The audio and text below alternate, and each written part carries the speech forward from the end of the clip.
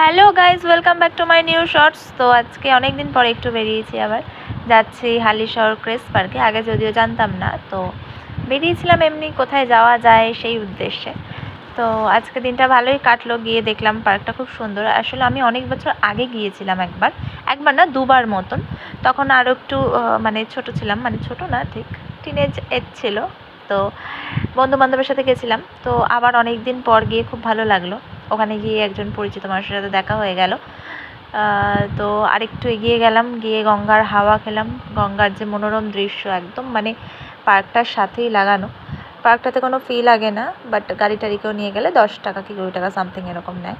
তো এখানে দাঁড়িয়ে দাঁড়িয়ে তো আমি ভীষণ সুন্দর একটা আবহাওয়া, ওয়েদার আর কি উপভোগ করছিলাম। করতে করতে বসে আড্ডা দিচ্ছিলাম খানিকক্ষণ।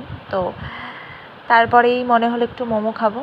ওখানে স্টল ছিল বিভিন্ন খাবারের, মোমো থেকে শুরু করে সমস্ত ফাস্ট ফুড টাইপ, ফুচকা, তারপরে পাপড়ি চাট, বিভিন্ন চিকেন রোল টোল অনেক কিছু ছিল। তো ভাবো এরকম একটা ওয়েদারে বসে মোমো খাচ্ছি গাছতলায়, বট গাছতলায়। তো যাই হোক, তারপরে ফিরতে ফিরতে আমি আইসক্রিম নিয়েছিলাম। তো টাটা, বাই বাই।